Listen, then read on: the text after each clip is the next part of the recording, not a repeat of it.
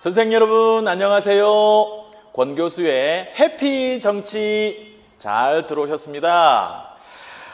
아직 그 책이 인쇄가 안 되어서 이렇게 이제 프린트로 출력을 해서 제가 강의 준비를 했고요. 한 번 강의를 할 때 4강씩 올립니다. 그래서 5강부터는 교재를 가지고 이제 강의를 하게 되겠네요. 저도 교재를 만들면서 정말 어떻게 교재를 만드는 것이 우리 선생님들에게 실질적인 도움을 드릴 수 있을까 정말 고민을 많이 했습니다. 이전에 정말 훌륭하신 정치 선생님, 교수님들이 여러분 계시잖아요. 뭐 딱 말만 해도 떠오를 그런 분들이 많이 계시고, 저도 당연히 벤치마킹 해야 하니까 이제 좀 강의를 들었습니다. 책도 보고요. 그랬는데 제 생각하고 좀 다르더라고요. 왜 그러냐면 결정적으로 차이가 수능이 아닌데, 제가 이제 수능 강의는 오랫동안 했고요. 근데 수능이 아닌데 강의라든지 뭐 교재는 뭐 그냥 그렇다 치더라도 강의의 내용들을 보니까 내용을 이해를 하게끔 자세하게 설명을 하시고, 그리고 그 이해를 바탕으로 오지선다 객관식에서 답을 찾는 그런 것에 좀 이렇게 적합한 그런 강의들을 하신다라는 느낌을 제가 받았어요. 자, 우리가 2014학년도부터는 서답형으로 출제가 되잖아요. 그러니까 기입형이라든지 서술형으로 출제가 되고 있는데, 솔직히 객관식이 아니거든요. 저도 이제 이게 뭐 교재도 만들고 또 개인적으로 강의 준비를 하면서도 이런 내용은 객관식으로 출제하기에는 참 좋은 부분이다 보이죠. 왜? 제가 정말 되게 오랫동안 수능 강의를 했으니까요. 예를 들면 뭐 증가한다, 뭐 감소한다, 또는 A다, B다, 또는 뭐 확장된다, 축소된다, 뭐 이런 것들은 딱 객관식으로 내기가 좋잖아요. 왜? 증가한다를 감소한다로 살짝 바꾸면 되잖아요. 그리고 A를 B로 살짝 바꾸면 되잖아요. 오지선다에 있어서는 제일 중요한 게 20개를 다 옳지 않은 것은, 그러니까 만일에 수능이라면 20문제를 다 옳지 않은 것은 이라고 낼 수는, 부정형으로 물어볼 수는 없잖아요. 출제자들 입장에서는 부정형으로 문제를 출제하는 게 편하거든요. 왜냐하면 뭐 교과서, 교재라든지 이런저런 참고 개론서에서 내용을 그대로 가지고 와서 1, 2, 3, 4를 만드는 거예요. 그러니까 바꿀 필요가 없죠. 그리고 하나만 이제 바꾸면 되니까. 근데 옳지 않은 것은 이렇게 이제 출제를 하게 되면 참 출제하기가 쉬운데, 모든 문제를 다 옳지 않은 것은 이라고 출제를 할 수가 없으니까 옳은 것을 고르시오. 자, 옳은 것을 찾으시오. 그러면 5개 중에서 4개가 잘못돼야 되잖아요. 그러니까 그 4개 잘못되는 것을, 틀린 4개를 만들기가 너무 어려워요. 그래서 뭐 수능 출제위원 같은 경우에도 들어가 보면은, 제가 직접 들어가 본 적은 없지만 제 이야기를 들어보면, 그러니까 부정형으로 묻는 것과 긍정형으로 묻는 것에 적절한 조화를 이루어야 되거든요.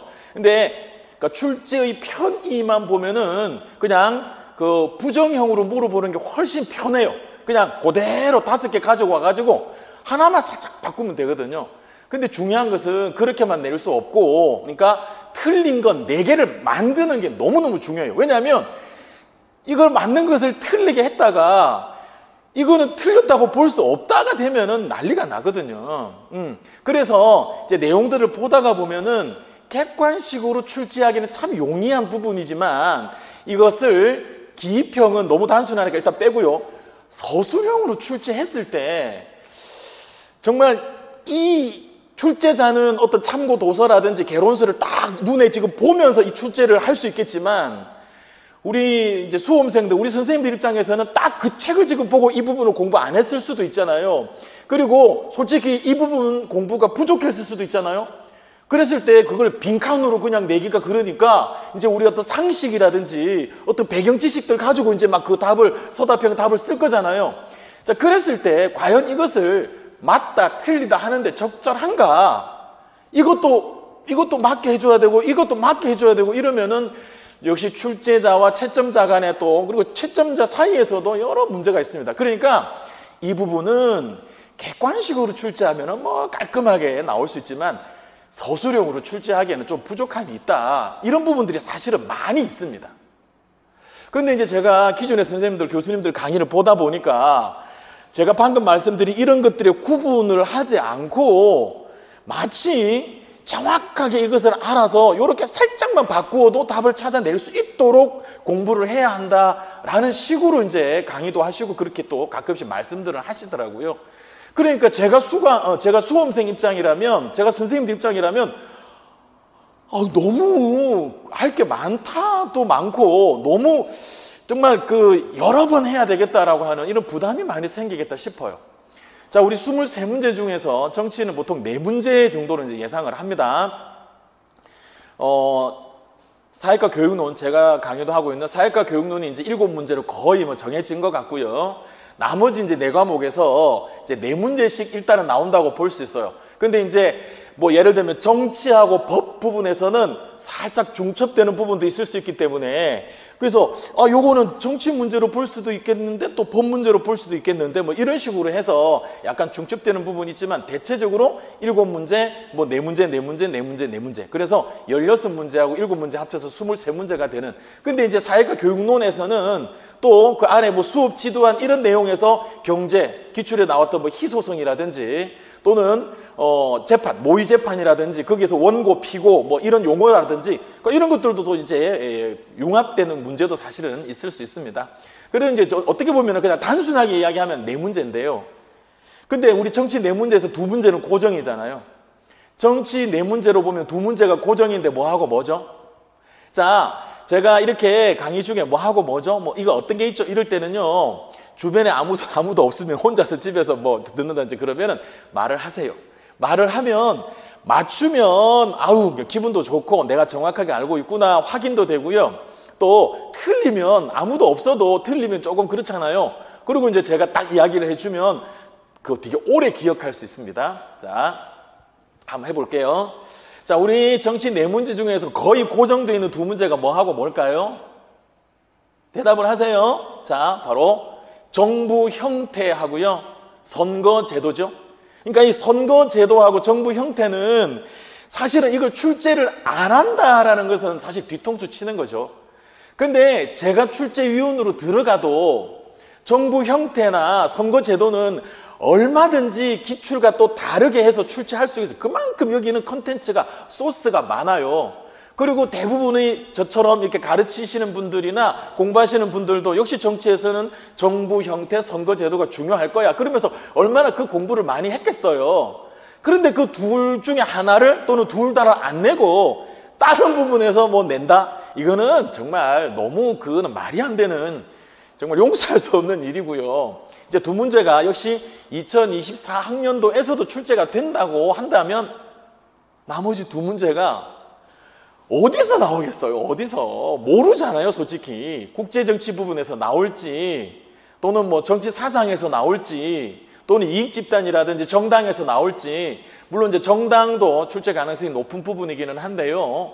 정치 문화에서 뭐 계속 좀 안 나오고 있기는 하지만 또 갑자기 정치 문화에서 나올 수도 있을 거고요. 그러니까 나머지 2문제, 뭐 좀 많다 싶으면 3문제 정도는 정말 우리 정치학 개론이, 제가 교재 준비하면서도 정말 많은 책들을 봤는데요, 정말 책이 다양합니다. 책이 다양하고 어떤 부분에는 아주 강조를 해서 이렇게 상당한 부분을 차지하고 있는데, 또 어떤 책에서는 그 부분이 그냥 거의 비어 있거나 아주 간략하게 소개하는 정도. 정말 그래서 사실 우리가 뭐 서울대 정치외교학과에서 나온 정치학의 이해를 뭐 많이 보자 하지만 사실 거기도 너무 또 좀 없는 것도 많고요, 있는 것은 또 너무 자세하게 막 있고요. 그래서 사실은 제가 선생님들의 입장이면 이 정치 공부를 어떻게 하지? 어떻게 할까? 솔직히 좀 막연하더라고요. 그래서 그냥 이제 저를 지금 보고 계시다면 그냥 저하고 같이 가는 걸로. 뭐 만일에 지금 저를 안 보시면은 뭐 제가 이런 이야기 하는지도 모르시겠지만 그냥 그래도 그거를 계속해서 연구하시고 기출 문제도 분석하시고, 그리고 뭐 그러니까 이론 부분이든 아니면은 나중에 이제 기출 문제든 또 예상 문제, 실전 모의고사 때 그래도 내가 적중했다. 야, 권한상 교수가 올해 처음 왔는데 처음 강의를 했는데 우와, 뭐 거의 다 적중했어. 저도 이런 어떤 그 평가가 인구의 막 회자가 되면은 저도 조금 빠르게 적응할 수 있지 않겠어요? 저도 그런 욕심이 있지 않겠어요? 그죠? 그러니까 이런 교수님하고 함께 하는 게 시간을 오히려 더 아낄 수 있는 방법이겠다 싶습니다. 기출이 또 나온다 하지만 아까 말씀드린 것처럼 정부 형태라든지 선거제도는 뭐 또 나온다 하지만 나머지 부분에서는 뭐 진짜 몇 년 동안 출제 안 된 게 그냥 부쑥 나올 수도 있고요. 또 단순하게 기입형으로 출제되던 게 또 이게 아주 좀 복잡하게 길게 뭐 서술형으로 나올 수도 있는 거고요. 그래서 이거를 선생님들이 자습, 독학을 하면서 이렇게 준비를 하신다라는 것은 쉽지 않겠다. 그것은 정치도 그렇고 사회문화도 그렇고 사실은 법이라든지 경제도 마찬가지입니다. 그러니까 제가 사회과 교육론 가르치는데 사회과 교육론은 그래도 참호책 이거 하나 보면 돼요.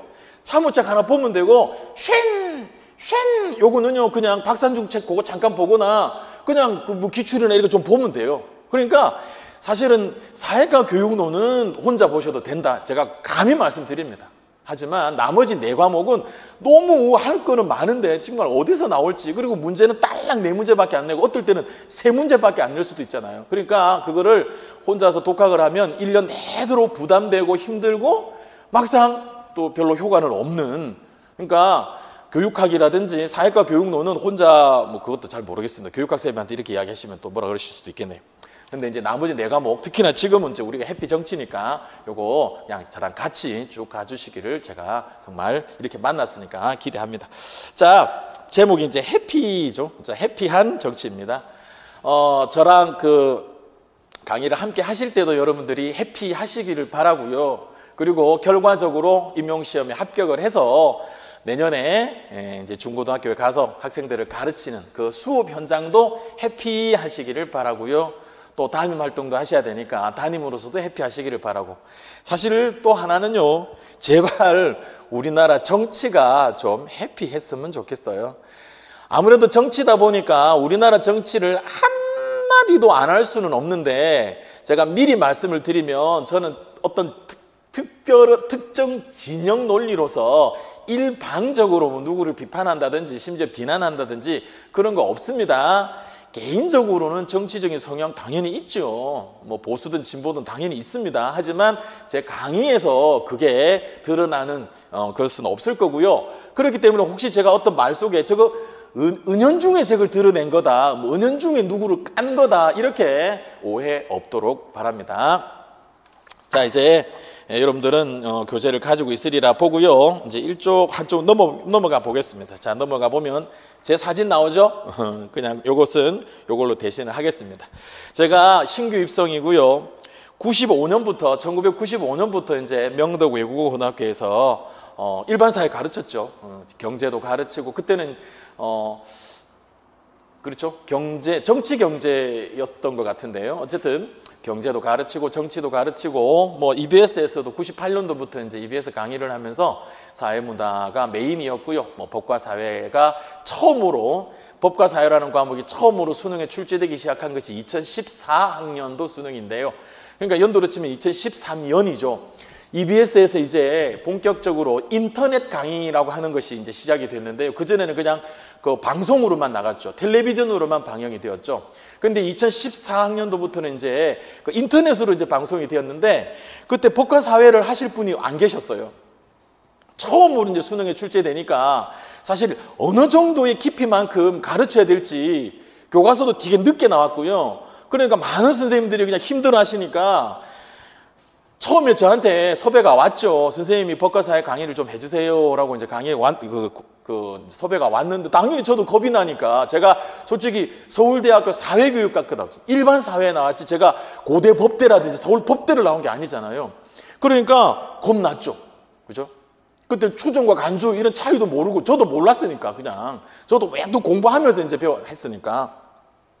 그래서 제가 사양을 했습니다. 정중하게 사양을 했어요. 그랬더니 이제 그 PD가, 담당 PD가, 아니, 뭐, 그러면 어쩔 수 없습니다. 다른 선생님 한번 찾아보겠습니다. 그러더니 또 얼마 있다가, 그래서 선생님밖에 없습니다. 다른 분들이 아무도 안 계셔요. 근데 이거 방송은 돼야 되고, 선생님밖에 없으십니다. 그랬던 기억이 있습니다. 그래서 결국 그 PD랑 인연이 있다 보니까 제가 끝까지 거절을 할 수는 없었고요. 이제 일단 시작은 했는데, 얼마나 겁이 나고 무서워요. 법에 이념하는데요. 정의, 한목적성, 법적 안정성 하는데, 지금도 막 그냥, 뭐 혜태, 동물 막 이야기하면서 그 기억이 그대로 납니다. 자, 그런 기억이 있었다라는 이야기고요. 그래서 제가 이렇게 카메라 보고 이렇게 이야기하는 것은 그렇게 막 어색하거나 그러지는 않는다고 저는 이제 스스로 생각을 합니다. 지금 강남 대성학원에서 2007년도부터 계속 이제 근무를 하고 있고요. 제 이제 담당 과목으로는 메인 과목이죠. 생윤과 사문을 담당을 하고 있습니다. 그리고 뭐 관련되는 책도 97년부터 제가 좀 많이 썼습니다. 예. 그래서 제가 임용은 처음이지만 그래도 그렇게 좀 이렇게 많이 부족한 사람은 아니다. 그래서 너무 걱정하지 마시라라는 차원에서 좀 쓸데없는 사족이지만 제 이야기 잠깐 했고요. 자, 이제 차례를 보겠습니다. 차례를 보시면은 제 교재는 아까 객관식이 아니고 서다평으로 이제 제 교재를 준비를 했습니다. 우리가 이제 11월 26일에 그렇죠? 자, 이거 수능 다음 주에 토요일이죠. 항상 정해져 있죠. 자, 이제 거기 가서 우리가 시험지를 보게 되면 제시문으로 나와 있잖아요. 그렇죠? 그래서 제 교재도 그런 제시문의 형태로 그냥 쭉 이렇게 편집을 했습니다. 그리고 강의 진행도 저는 제 강의는요, 공통되는 게 저는 판서를 지양하고요. 왜 그러냐? 여러 선생님들도 필기를 지양하기를 권합니다. 필기는요, 받아쓰기가 아니거든요. 받아쓰기는 초등학교 1학년이나 이럴 때, 제 기억에도 한번 초등학교 1학년 때 받아쓰기 많이 했던 것 같아요. 다 맞으면 집에 가서 자랑하고 엄마가 막 칭찬해주고 그랬던 기억이 나는데요. 그러니까 받아쓰기는 맞춤법을 배우는 거예요. 지금 우리가 맞춤법을 배우는 건 아니잖아요. 그러니까 필기는 교수가 칠판에다가 판서를 하는 것을 여러분들이 노트에 옮겨 쓰는 것은 필기가 아닙니다. 그것은 그냥 옮겨 쓰기 또는 받아쓰기입니다. 그것은 공부가 아니에요. 그러니까 옮겨 쓰기나 받아쓰기는 그 자체가 의미가 있는 겁니다. 띄어쓰기라든지 받침이라든지 이런 것들이 중요하기 때문에 말로만 하는 것을 받아쓰기 한다든지 하는 거예요. 그리고 보고도 일단은 써야 되잖아요. 개미, 할기 이런 것들을 처음부터 들려만 주면 어떻게 그 리얼 티엇을 아이가 쓰겠어요. 그러니까 그거를 칠판에다가 선생님이 먼저 써줄 수 있겠죠. 그리고 며칠 있다가 이제 그거를 말로 하실 수 있겠죠. 그러니까 받아쓰기는 글자 자체가 의미가 있을 때 받아쓰기를 하는 거예요. 자, 그러니까 제발 부탁드리는데 받아쓰기 하실 생각 제발 좀 줄이시고요. 필기는 여러분들의 머릿속에 있는 것을 여러분들의 생각으로 노트에 정리를 하는 게 필기입니다. 자, 그래서 나중에 아주 복잡한 긴 제시문을 보고 예를 들면 제시문의 글자가 500글자다라고 한다면 이거를 50글자라든지 100글자 정도로 여러분들이 요약을 한다든지 아니면은 개념을 여러분들이 한번 이렇게 내가 알고 있는 아노미의 개념을 한번 써본다든지 그러니까 다원주의가 어떤 것이냐, 코퍼라티즘이 어떤 의미이냐 이런 것들을 여러분 머릿속에 있는 것을 그대로 써본다든지 그렇게 해야 합니다. 그리고 쓴다라는 말이 나왔으니까 한 번 더 이야기합니다. 우리가 필기구를 잡고 쓰기 시작할 때는요, 끝까지 써야 합니다. 그게 뭐 자유주의적 민주주의 이렇게 어떤 개념이나 용어를 쓰더라도 그 9글자를 일필휘지로 다 써야 되는 거예요. 그리고 문장을 쓰더라도 로크는 자연 상태가 어떻다로 보았다 이렇게 하더라도 머릿속에 있는 것을 여러분이 쓰는 거잖아요. 그러면 머릿속에서 완성된 문장으로 있는 것을 그대로 써야 돼요. 쓰면서 생각을 하는 것은 안 됩니다. 그 나쁜 습관이에요. 그러니까 주어, 동사, 뭐 목적어, 타동사라면 목적어가 있어야 되니까 자, 한 문장을 쓸 때 우리는 이제 목적어가 먼저 오죠. 자, 한 문장을 쓸 때 쓰다가 이 동사를 뭐 쓸까? 저 동사를 쓸까? 그렇게 생각을 하면서 쓰는 것은 아주 나쁜 버릇입니다. 제가 이제 맡고 있는 학생들은 이제 대입 N수생들이다 보니까 수시에서 논술 있잖아요. 이제 학생들이 논술 쓰는 걸 논술 모의고사 이런 것들 보는데 제가 담임으로서 이제 쭉 보다 보면 그 문장을 쓰면서 한참 생각을 하면서 그 문장을 완성을 하는 거예요. 어이가 없는 일입니다. 그 문장이 15글자로 돼 있든 20글자로 돼 있든 머릿속에서 그 문장이 완성되고 그리고 쓰자 그러면은 한 번에 15글자 한 번에 20자를 써야 되는 거예요. 그리고 그 다음 문장은 또 뭘 쓸까 생각을 하고 또 확정이 돼야 쓰는 거예요. 제발 쓰면서 생각하고 생각하기 위해서 멈추고, 그것은 정말 공부에 있어서는 우리 정말 나쁜 습관이다라는 거 꼭 여러분들 알아주시기 바랍니다.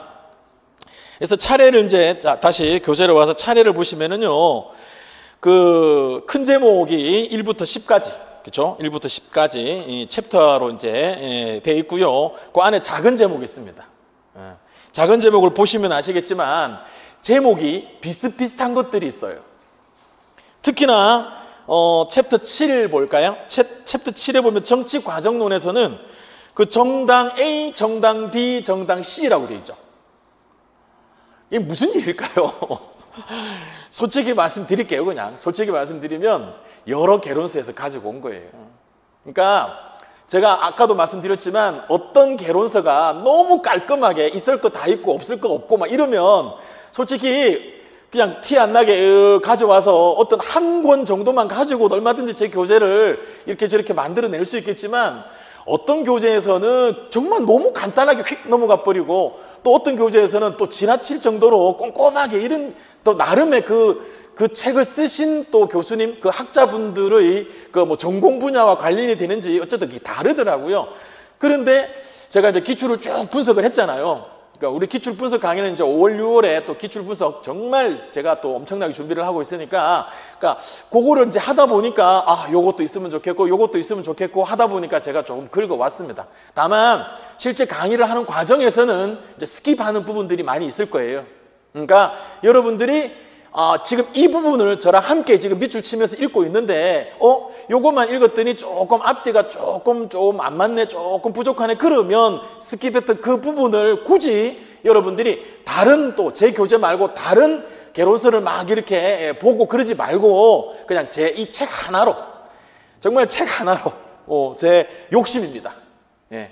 제가 사회문화도 그렇고 정치도 그렇고 그냥 제 교재 하나로, 그리고 제 교재에 없는 것은 제가 기출문제 분석이라든지 또 예상문제 실전 모의고사를 하면서 제가 또 긁어 모아서 그것을 퀘스천의 형태로 여러분에게 주는 것도 있고 또 자료로 이렇게 또 제가 드리는 거, 이런 것들을 다 해서 일단은 메인 교재는 이제 여러분들의 책꽂이에서 메인 교재는 그냥 싹 치워버리고 그냥 정치는 제 교재 하나만 봐도 뭐 이 정도면 되겠다, 이런 생각을 가질 수 있도록 제가 글씨도 되게 작게 해가지고 그냥 그렇게 촘촘하게 교재를 구성을 했습니다. 그래서 아무래도 여러분 혼자서 공부하다 보면 좀 답답하다 하실 건데요. 제가 추임새도 넣고 또 좀 당연히 설명이 필요한 부분들은 배경 설명도 하면서 함께 책을 읽어 나가도록 그렇게 하겠습니다. 자, 이제 넘어가고요. 5쪽 보겠습니다. 정치와 정치학이고요. 자, 여기서 이제 제가 또 필기구를 제가 광고는 아니고요. 제가 유명한 사람도 아니니까 광고 아니고요. 저는 이제 요 두 가지를 권합니다. 그러니까 좀 그냥 평이하게 좀 그래도 다 읽을 수는 없으니까 읽는 부분은 요렇게 노란, 그러니까 이제 제가 옐로로 할게요. 옐로우! 자, 옐로우로 이렇게 쭉 표시를 하다가 요거는 빈칸 채우기. 자, 기입형으로 출제될 수도 있겠다. 또는 서술형으로 출제될 수도 있겠다라고 하면 제가 밑줄이라고 합니다. 그러니까 밑줄 그러면은요, 요것을 핑크를 할게요. 핑크. 자, 옐로우와 핑크를 하면 좋겠고. 근데 이제 왜 제가 두 개를 권하느냐 하면 하나만 들고 있으면 졸려요. 하나만 들고 있으면 졸리니까 하나 들고 또 바꾸고 하면 그래도 졸음을 조금 쫓을 수도 있겠고요. 그리고 또 하나는 하나만 있다면 이렇게 옆으로 이렇게 가로로 이렇게 쭉 하다가 밑줄 하면 이렇게 세워서 이렇게 하는 것도 방법입니다. 괜찮습니다. 자, 그리고 제가 들고 있으니까 저는 제 손에 들어오는 필기구는 이렇게 견출지로 제 이름을 써놓습니다. 이것도 나름 의미가 있어요. 그러면 여기에다가 이제 제가 의미를 여기다가 부여하는 거죠. 그러면 우리 잘해보자. 좀 이상하지만. 그래서 제가 요걸로 가지고 막 이렇게 밑줄 치고 공부할 때도 조금은 더 집중하게 되는 그런 느낌이 있어서, 그리고 제가 이거를 이제 잃어버렸을 때 다른 사람이 보면 저한테 찾아줄 수 있잖아요. 그죠? 그러니까 그 사람 입장에서는 이거 누구 거지? 하고 원래의 주인에게 이걸 돌려주고 싶은 마음이 있어도 뭐 표시가 없으면은 돌려줄 수가 없잖아요. 그죠? 근데 여기 이름이 써져 있으니까 그냥 선생님 거 여기 있네요. 그러면 그 사람도 기분 좋고 저도 기분 좋고, 그렇죠? 또는 저도 저 입장에서도 그 선생님이나 또는 그 학생이 너무 참 고맙고 그러면 우리 세상이 따뜻해지다, 그죠? 그래서 저는 요것도 권합니다. 자, 그리고 또 하나가 요 필기구인데요. 이제 가끔씩 그래도 제가 판서를 하거나 또는 천천히 말을 하면서 그 제 교재에 메모를 하시기 바랍니다. 이런 것들도 있습니다. 그거는 이제 이런 걸 활용을 하시면 되겠네요. 자, 5쪽으로 이제 정치와 정치학 들어가겠습니다. 자, 솔직히 고백을 하면은요, 조금 전에도 말씀을 드렸지만 정부 형태와 선거제도, 그리고 국제정치에서의 이제 이상주의와 현실주의, 그러니까 자유주의와 현실주의의 바탕을 둔 또 거기서 파생되어 나온 여러 또 이론들, 그리고 또 우리 정치 사상, 그렇죠? 근대 그리고 현대의 정치 사상 있죠. 솔직히 말씀드리면 그것만 해도 돼요. 근데 아까 말씀드린 것처럼 4문제, 많은 경우에는 5문제 나올 수 있는데 그 방금 이야기 안 한 부분에서 나왔을 때 이제 문제가 되잖아요.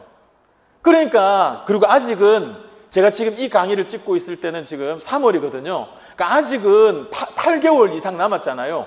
그러니까 초반에 그냥 이렇게 쭉 그 발췌도 가듯이 정치학에는 어떤 사상가들, 어떤 학자들이 나오고 또 무슨 론, 무슨 주의, 이런 것들이 있구나.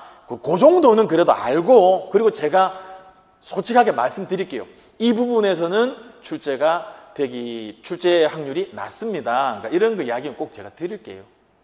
그러니까 이거는 나온 문제가 나옵니다. 그래서 제가 점쟁이 이건 아니고요. 그동안에 오랫동안 안 나왔기 때문에 새삼스럽게 2024학년도에 갑자기 불쑥 이렇게 나온다라고 예측하기는 어렵잖아요. 그래서 그동안에 뭐 거의 출제가 안 됐습니다, 이거 이야기할 거고, 반대로 이 부분은 계속해서 출제가 되고 있는 부분이기 때문에 꼭 보셔야 합니다, 이제 이런 걸 제가 꼭 말씀을 드릴 테니까, 그래도 뭐 모든 정치학의 어떤 부분에서도 출제 확률이 0이다 라고 할 수는 없기 때문에 함께 좀 보도록 하겠습니다. 그리고 초반에 특히나 정치와 정치학, 그 다음에 이 챕터가 이제 정치 사상과 이데올로기 부분인데요. 내용은 진짜 많죠. 여러분 이제 교재를 이제 가지고 계신다라고 보면 교재가 내용이 진짜 많잖아요. 근데 여기서 한 문제가 나오든지 한 문제가 안 나오든지 그럽니다. 근데 다시 말씀드리지만 한 문제가 나오든지 한 문제가 안 나오든지잖아요. 근데 그게 한 문제가 나오면 이제 맞춰야 되기 때문에, 아시다시피 2023학년도 작년도부터 1차 시험에 커트라인이 막 높아졌어요. 그러니까 출제위원들이 이제 너무 지엽적이고 정말 너무 진짜 누가 봐도 너무한 문제, 이런 것들은 좀 줄이자라는 어떤 뭐 그런 게 있었다라고 비공식적으로 전해지더라고요. 자, 그러다 보니까 이제 커트라인이 되게 높아진 거예요. 그래서 뭐 그 이전만 하더라도 1차에서 뭐 한 70, 한 5, 6점 정도만 받아도 뭐 합격하지 않겠느냐 그랬는데, 이제는 80, 한 3, 4점은 꼭 넘어야 되겠다, 이런 이야기들이 나옵니다. 그러니까 그래서 옛날에는 뭐 특정 과목 하나는 아예 포기를 하는, 경제 모르겠다, 경제는 해야 될 게 너무 많고, 미시경제 극신경 해야 될 게 너무 많고, 나는 경제 공부할 시간에 다른 거 할래, 뭐 이래도 뭐 70, 한 5, 6점 정도면 합격을 하고 막 이러니까 뭐 그럴 수도 있겠다 이랬는데, 지금은 어느 과목 하나 뺄 수가 없다라는 거고요. 그런 대신에 너무 지엽적이고 어려운 문제는 이제 출제가 안 될 거다라고 하는데, 또 그것도 모르잖아요. 자기들이 공식적으로 어느 부분에서만 출제할 거라고 말을 안 할 거잖아요. 그렇죠? 그러니까 이제 우리가 이런 것도 봐야 된다는 겁니다. 자, 정치의 개념 정의 시작할게요. 자, 일단 5쪽에 보면, 자, 그거 시작하기 전에 오른쪽 밑에 보면 Stay foolish, just do it 있죠? 자, 그거 한번, 오늘은 첫 시간 OT니까 Stay foolish, just do it. Stay foolish는 뭐 여러분 잘 알 거라고 생각합니다. 스티브 잡스이지요. 여러분들은 아마 그분이 만드신 그걸 쓰고 계신 분들도 많이 있으실 텐데요. 스탠포드 대학 졸업식에서 그 졸업생들에게 한 연설문의 제일 마지막 부분입니다. Stay hungry, stay foolish이죠. 자, stay hungry는 왜 뺐느냐? stay hungry는 대부분 stay hungry 할 수 있습니다. 우리도 지금 stay hungry 하죠. 난 아직도 배고프지. I'm still hungry죠. 그렇죠? 근데 이제 문제가 뭐냐 하면 stay foolish가 안 돼요.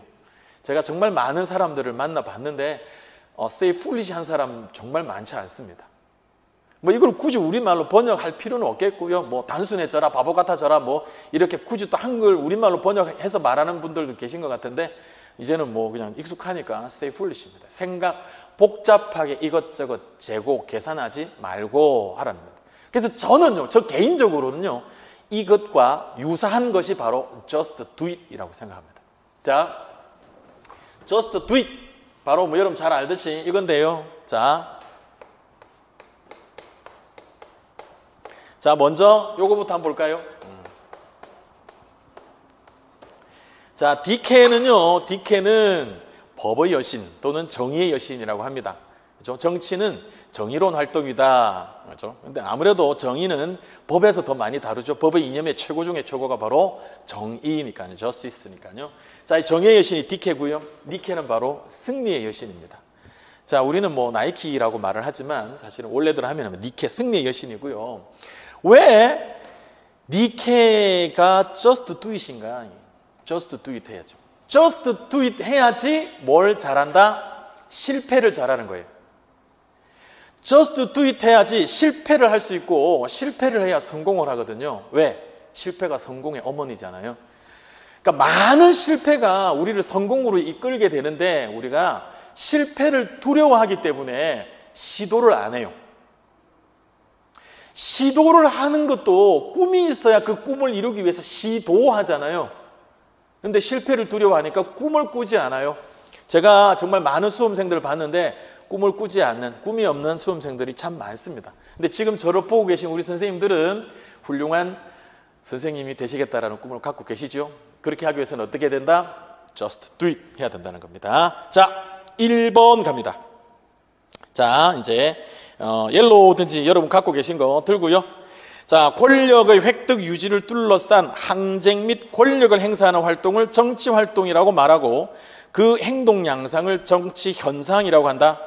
정치 활동이 전개되고 있는 환경이나 정치적 활동을 전개하도록 하는 조건이 정치적 상황이다. 자, 정치 활동, 정치 현상, 정치적 상황, 밑줄. 자, 정치적 상황에 있어서 정치적 가치를 추구하고 있는 것이 정치적 인간이며 정치가 일상화하는 것이 정치 조직이다. 이것은 자, 밑에 여기서는 자, 정치를 권력의 획득 유지를 둘러싼 항쟁 및 권력을 행사하는 활동 밑줄 칩니다. 정치를 권력의 획득 유지를 둘러싼 항쟁 및 권력을 행사하는 활동이다. 자, 이게 바로 정치학 대사전. 정말 여러분 혹시 정치학 대사전 구경해 보셨어요? 진짜 책이 정말 장난 아니게 두껍기도 두껍고요. 글씨도 작고요. 내용이 장난 아니게 많습니다. 그래서 혹시나 여러분 중에 야, 내가 그래도 정치를 공부를 하고 또 중고등학교 가서 정치를 가르치기도 해야 하는데 정치학 대사전 큰맘 먹고 이거 살까? 혹시라도 그런 생각을 하고 계신 분이 있다면 말립니다. 그거 하지 마세요. 너무 책이 내용이 많고요. 사전이잖아요, 사전. 우리가 뭐 영어 사전 굳이 살 필요가 있습니까? 그거와 마찬가지로 보면 됩니다. 지금은 그 모든 것이 다 인터넷에 있잖아요. 자, 그래서 결국 정치는 권력과 뗄래야 뗄 수가 없다. 근데 이제 그 권력을 담당하는 누구 하느냐? 권력의 주체가 누구냐? 국가다라고 보는 게 이제 좀 있으면 우리가 들어보게 될, 말하게 될 국가 현상설, 권력을 담당하는 국가의 어떤 활동 현상이다라고 보는 국가 현상설 있고요. 아니다, 이 권력이라는 것은 국가에서뿐만이 아니라 심지어 가족에서도 아주 자그마한 친구들 모임에서도 권력 현상은 나타날 수 있다. 그냥 권력 그 자체와 관련되는 것이 정치학이다. 그래서 정치학은 권력 현상설이다라고 보는 것도 있고요. 아니다, 그러면 모든 관계가 다 권력 관계란 말이냐? 권력 관계 아닌 것도 있을 수 있지 않느냐? 그래서 집단 현상설, 이렇게 다양한 것들이 있습니다. 이거 많이 중요하지 않습니다. 이것은 이제 수능에서는 중요하고요. 뭐 국가 현상설은 이제 좁은 의미의 정치 이렇게 말하기도 하고, 집단 현상설은 넓은 의미의 정치 이렇게 한동안 또 수능에서는 자주 출제가 되었습니다만은 솔직히 너무 쉽잖아요. 그래서 우리 임용에서는 자주 출제가 안 되고 있습니다. 물론 우리 임용시험이 1992학년도부터 출제가 되었잖아요. 그러니까 30년 넘게 출제가 되었고, 초창기들 문제 보면 정말 이게 정말 저기 어디 이런 표현은 좀 조심스러워야 되는데 어쨌든 그냥 열심히 수업 준비 안 하시고 실력 없으신 어떤 선생님이 중학생을 대상으로 무슨 중간고사, 기말고사, 무슨 쪽지 시험 내실 때 내는 그 정도의 허접한 문제들이 초창기에 있었어요. 그래서 제가 또 이 말 나온 김에 말씀을 드리면 여러분들이 이제 기출문제 너무 좋아하시잖아요. 기출문제 많이 보시는데 정말 그 시절의 기출문제를 안 보셔야 돼요. 흔히 말해서 눈 베린다, 안 먹는 삽니다. 너무 지엽적이고 정말 너무 허접한 그런 문제들이 정말 92학년도, 93학년도 이때는 객관식 문제가 또 되게 많았거든요. 막 80문제 막 이렇게 되거든요. 물론 여러 과목이 이제 함께 나오는 것이긴 하지만 그래서 그런 문제는 여러분들이 정말 안 보기를 바라고 선생님, 그러니까 교수님들은 교재에 그걸 올려놓으시고 설명을 하시잖아요. 써먹잖아요. 여기서의 이 정치학자는 나중에 어떤 쪽으로 이렇게 주장을 했다. 이렇게 강의를 하실 때 써먹는 것은 괜찮아요. 하지만 여러분들 혼자서 기출을 풀 때는 옛날 그런 것들을 푸는 것은 전혀 도움이 안 됩니다. 그래서 기출을 풀 때도 최근급부터 풀어 나가셔야 돼요. 최근급부터. 가장 최근급부터 풀어 나가시다 보면은, 이제 조금씩 2000년대 초반이라든지, 심심한데 한 풀어나 볼까? 구경이나 해볼까? 그래서 1990년 이때로 가다 보면 정말 문제가 솔직히 말해서 출제위원들이 날로 먹었다 이런 문제들이 많이 있습니다. 그래서 그런 문제를 안 보기를 권하고요. 자, 그런데 정치학이라고 하는 것은 말 그대로 학이잖아요. 그러면 학을 다루는 사람, 학을 가지고 흔히 말해서 먹고 사는 분들이 계시지요. 학자잖아요, 학자. 학자라면 평생 그 부분만 연구를 하는 학자라면 남의 어떤 이론이라든지 남의 주장을 보고 맞습니다. 훌륭하십니다. 저도 따라가겠습니다. 이렇게만 하고 싶겠어요? 당연히 기존의 어떤 연구라든지 주장이 있다면 그거를 이제 일단은 이해를 하고 과연 지금도 그럴까? 고대는 그랬는데 중세는 그랬는데 지금의 사람들도 정치라는 것에 대해서 저렇게 생각을 할까? 그러면 저런 생각으로 정치 현상을 보면 지금 오늘 이렇게 복잡하게 나타나는 이 많은 어떤 정치적이라고 할 수 있는 그런 것들을 다 이해하는데 저 이론이 도움이 되나? 계속 사회문화 이야기해서 미안한데 사회문화에서 처음에 나는 게 사회학적 상상력이잖아요. 그러니까 이거를 그냥 가지고 오면 그냥 정치학적 상상력을 발휘를 해서 계속 어떤 기존의 이론이나 주장들에 대해서 막 의문을 제기하고 그거를 또 말로만 하면 안 되니까 자기가 정말 많은 시간과 비용을 들여가지고 실제로 연구도 하고 연구가 되었잖아요. 경험적으로 연구가 되었잖아요. 그러면 기존의 이론을 빡 비판할 수 있겠죠. 그러면 이제 다른 또 관련 전문가들이 이런 거, 그죠? 그러다 보니까 뭐가 많다? 쟁점이 많아요. 정치는 이런 것이다라고 A라는 학자가 이야기를 하면 모두가 맞아 정치는 A야 안 할 거잖아요. 정치를 A로 볼 수도 있지만 not A 측면도 있다.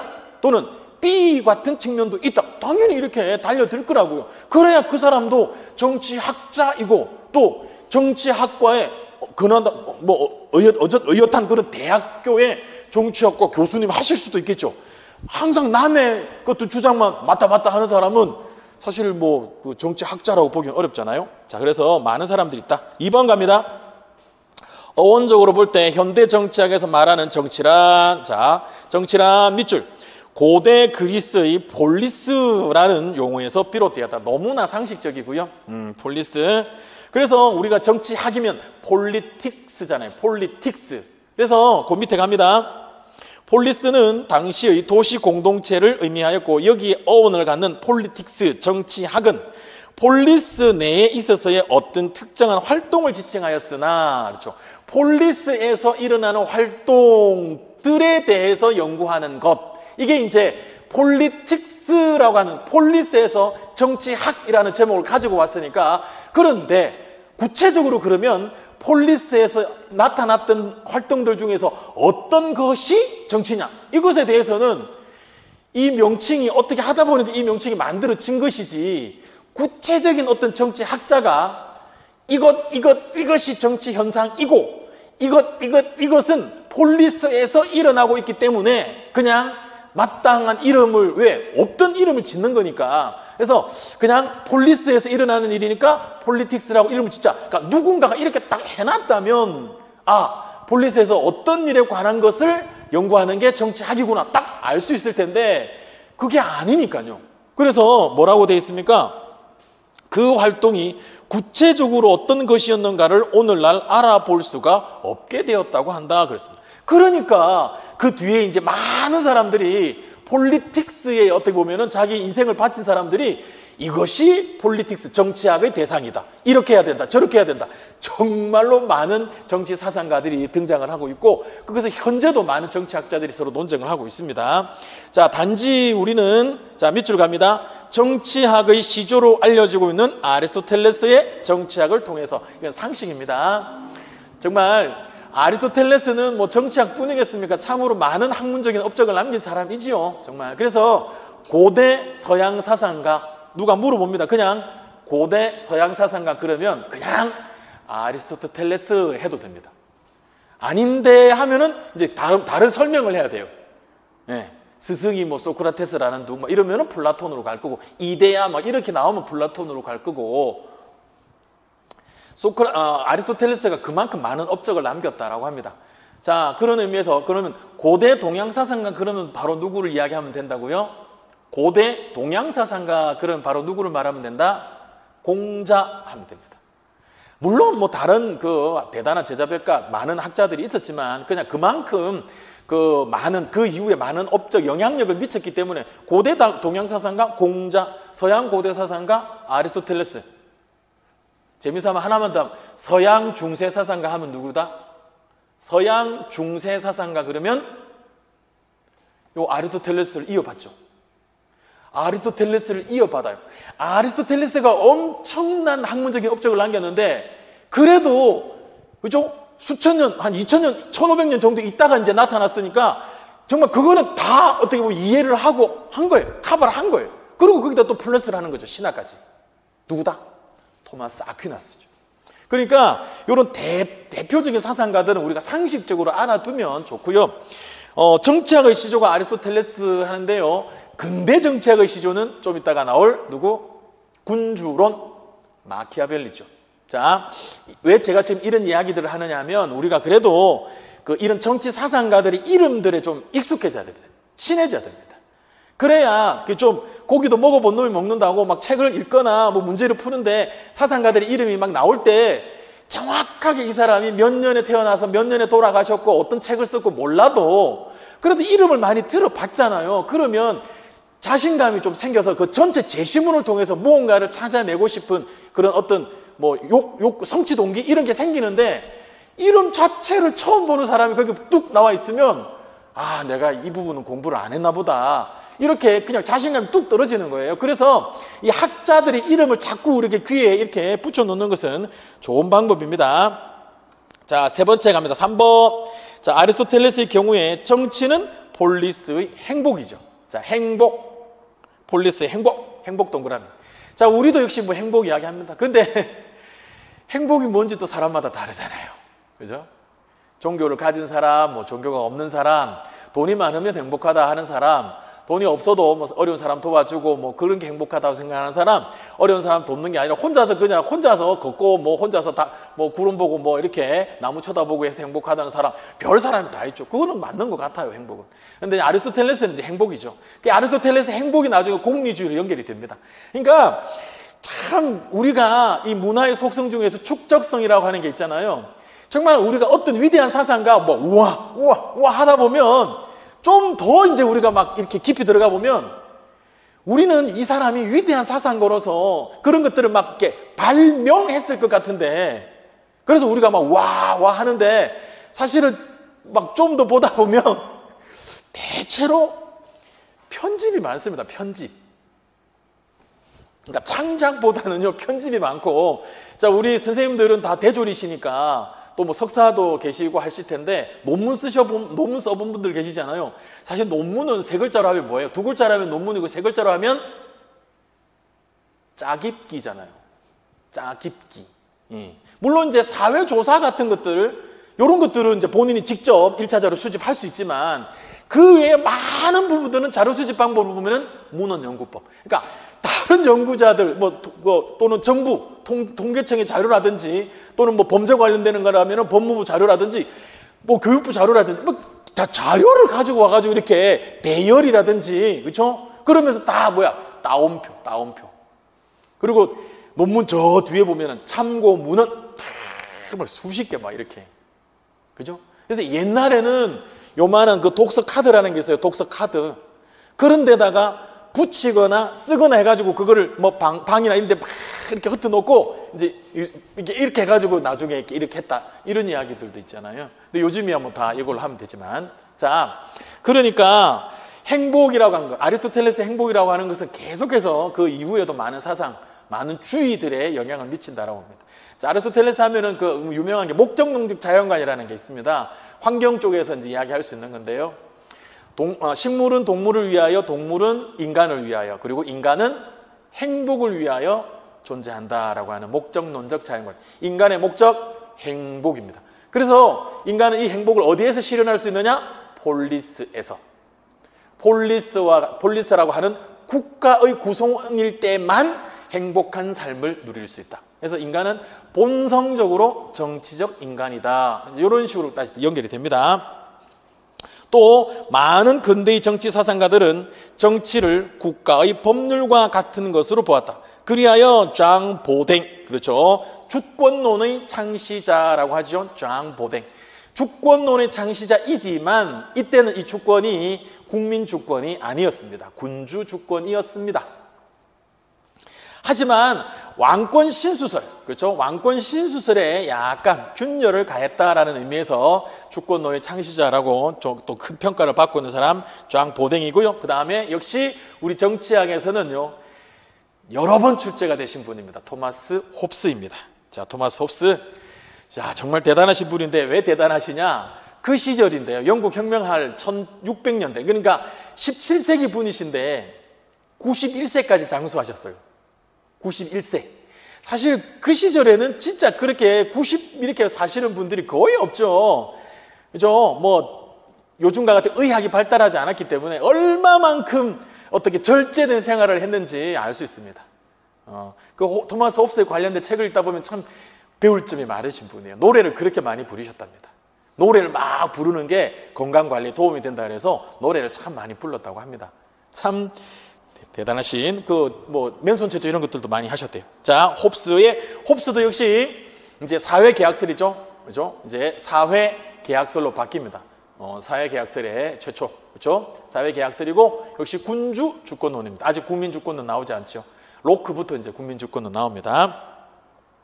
근세의 많은 정치 사상가들은 정치가 국가를 떠나서는 있을 수 없다. 밑줄.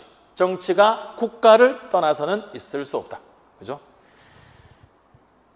자, 뭐 홉스만 하더라도 자연 상태가 만인에 대한 만인의 투쟁 상태, 그렇죠? 전쟁 상태잖아요. 그러니까 살 수 없잖아요. 사회 질서 유지, 그렇죠? 생명, 자유, 재산을 보전하기 위해서 국가를 만들었잖아요.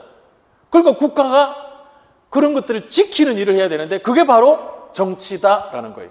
그러니까 국가를 떠나서는 정치가 있을 수 없다라고 생각한 것은 어리석다, 생각이 짧다 이렇게 볼 수 없습니다. 당시에는 정말 생각이 많고 깊었던 분이에요.